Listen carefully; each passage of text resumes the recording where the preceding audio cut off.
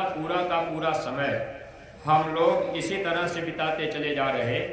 तो देखिए, आपके गीता में भी भगवान कृष्ण अर्जुन को बता रहे कि अर्जुन तुम कौन हो।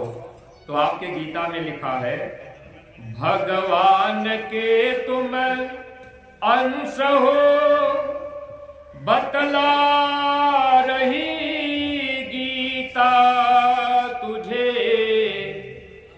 परमोह निद्रा मगन सोते, काल बहु बीता तुझे। भगवान कृष्ण का है अर्जुन, तुम भगवान के अंश हो, यानी आत्मा परमात्मा के अंश है, लेकिन हम लोग परमात्मा से अलग हो चुके हैं, यानी अपना असली घर छूट चुका है, अपने असली माता पिता हम लोगों से छूट चुके हैं। अब हम लोग इस पराये देश में आ चुके हैं और यहाँ आने के बाद हम लोग मोह ममता में फंस चुके हैं। भगवान कृष्ण का हे अर्जुन, तुम मोह निद्रा में सो रहे हो। आज हम लोग भी मोह निद्रा में सो रहे कि भाई ये घर मेरा है, परिवार मेरा है, ये स्त्री मेरी है, बच्चे मेरे हैं, जमीन मकान दुकान मेरी है, और इसी मेरा मेरी में अपना पूरा का पूरा समय हम आप बिता रहे। अपने आप को हम आप नहीं समझ पाए। भगवान कृष्ण अर्जुन को फिर बता रहे, कहने लगे, हे अर्जुन, तुम एक बात मेरी ध्यान से समझ लो, तुम हो कौन। पहले तो तुम आत्मा हो, और ये आत्मा कहाँ की रहने वाली है। तो भगवान कृष्ण बता रहे, तुम हो अजर, तुम हो अमर, मरने की झंझट छोड़ दो, पाओगे अपना रूप जग का, प्रेम बंधन तोड़ दो। हे अर्जुन, तुम अजर अमर अविनाशी देश के रहने वाले हो, यानी हम लोग आत्मा है। आत्मा अजर अमर अविनाशी है, आत्मा मरती नहीं। जब तक इस शरीर का समय है, जितनी सांसों की पूंजी है, उतने दिन तक आत्मा इस शरीर में रहती, और जैसे ही सांसों की पूंजी खत्म होगी तो आत्मा को इस शरीर से निकाल दिया जाता है। अब ये शरीर हमारा आपका मर गया, यानी मुर्दा हो गया। आत्मा नहीं मरी, आत्मा अजर अमर अविनाशी है। आत्मा का कभी नाश नहीं होता। जब इस शरीर से आत्मा को निकाल दिया जाता है, आत्मा को धर्मराज के दरबार में पेश किया जाता है, वहाँ पर कर्म का हिसाब किया जाता है। अब वह मालिक हम लोगों से पूछेगा कि आपको मैंने ये मानव जन्म दिया था, तो आपने अपने लिए कमाई क्यों नहीं किया। तो अब हम आप अपने को जान ही नहीं रहे, तो हम आप कमाई अपने लिए कैसे करेंगे। अभी तक हम लोग अपने को शरीर समझ रहे, तो हम लोगों ने अपने शरीर के लिए धन दौलत इकट्ठा किया। खेती का काम हम लोगों ने किया शरीर के लिए, दुकान का काम हम लोगों ने किया शरीर के लिए, नौकरी हम लोगों ने किया शरीर के लिए, मजदूरी हम लोगों ने किया शरीर के लिए। तो हम लोग अपने को शरीर समझते हैं, इसीलिए हम लोग शरीर के लिए धन इकट्ठा करने में अपना पूरा का पूरा समय लगा देते हैं। लेकिन ऐ प्रेमी भाई बहनों, आप बुद्धिमान विचारवान प्राणी, आपको इस बात का विचार करना चाहिए, जैसे हम लोग अपने को शरीर समझकर अगर शरीर के लिए धन इकट्ठा कर रहे, अगर शरीर का धन हम लोगों के पास हो गया तो हम लोग अच्छा मकान बना लेंगे, हम लोग अच्छा कपड़ा पहन लेंगे, शरीर पर हम आप अच्छा साबुन तेल लगा लेंगे, शरीर के लिए हम आप अच्छा भोजन खा लेंगे, इस शरीर को हम आप अच्छी गाड़ी में बैठा के घुमा लेंगे, शरीर का धन इकट्ठा कर लेंगे, तो थोड़ा बहुत शरीर का सुख हम लोग इस संसार में भोग सकते हैं।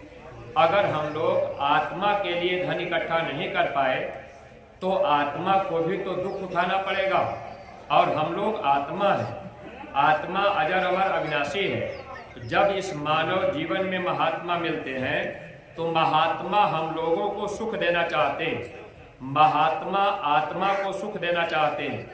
आत्मा का धन कैसे कमाया जाएगा, यह रास्ता महात्मा बताने के लिए हम लोगों के बीच आते हैं।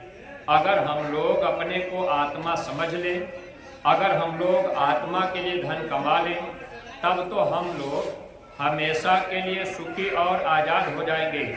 जैसे कोई गांव में धनी आदमी है, वह आदमी अच्छा कपड़ा पहन लेगा, अच्छे मकान में रह लेगा, अच्छी गाड़ी से चल लेगा।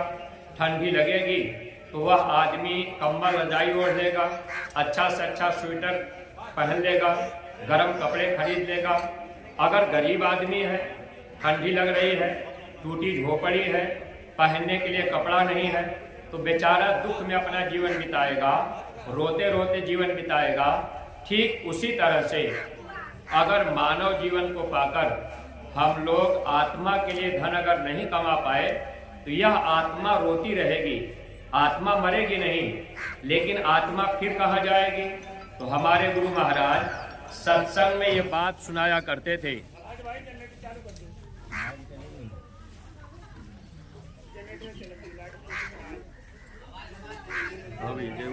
यही चलन थी और कोई जनरेटर लगा था नहीं, काफिला से अलग है सत्संग में।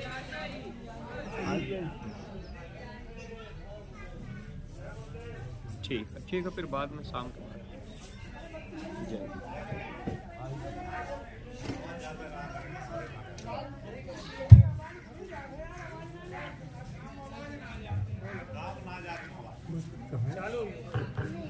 जय गुरुदेव।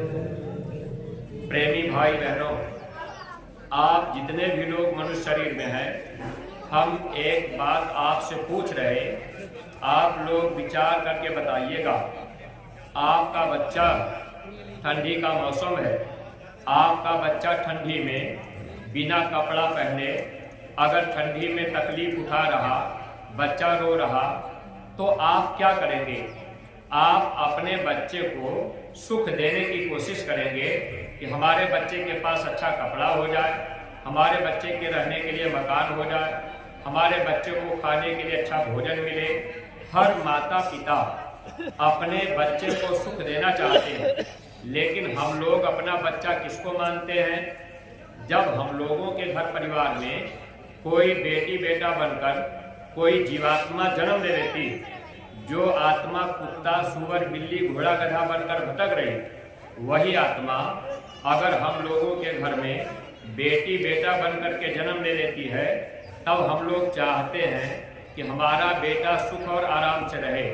तो जब शरीर रूप में हम आप देखते हैं, तब अपना बेटा मान लेते हैं। लेकिन प्रेमी भाई बहनों, महात्मा आत्मा को अपना बच्चा मानते हैं। जितनी आत्माएं हैं, हम सब लोग उस मालिक के बच्चे हैं और यहाँ हम आप इस संसार में आ चुके हैं। यहाँ आने के बाद हम लोग अपने आप को भूल गए हैं। तो महात्मा जब आते हैं, तो महात्मा आत्मा का धन इकट्ठा करने का रास्ता बनाते हैं। अगर हम लोग आत्मा का धन इकट्ठा कर लेंगे, तो फिर हम लोगों को दुख नहीं मिलेगा। अगर आत्मा का धन हम आप इकट्ठा नहीं कर पाएंगे, इस मनुष्य शरीर में रहकर आत्मा का धन हम सब लोग इकट्ठा कर सकते हैं, और जब ये शरीर छूट जाएगा, तो फिर दोबारा हम आप मनुष्य शरीर नहीं पाएंगे। फिर कुत्ता सुअर बिल्ली घोड़ा गधा बनकर वहाँ हम आप भटकते रहेंगे। वहाँ आत्मा का धन हम आप इकट्ठा नहीं कर पाएंगे। देवी देवता भी अपनी आत्मा के लिए धन इकट्ठा नहीं कर पाते, इसीलिए देवी देवता यह मानव शरीर पाने के लिए तरसते हैं। आपके रामायण में ये बात इसीलिए लिखी गई थी कि दुनिया के लोग रामायण को पढ़ करके समझेंगे। लेकिन प्रेमी भाई बहनों, हम सब लोग सत्संग में जाने के बाद भी कई साल से मथुरा जा रहे, गांव के गांव लोग सत्संगी बने हुए हैं, लेकिन हम आप अपने आप को इतना ही नहीं समझ पाए कि हम आत्मा हैं। आत्मा का धन कैसे इकट्ठा किया जाएगा, इस बात की जानकारी हम सब लोग नहीं कर पाए। अगर रावण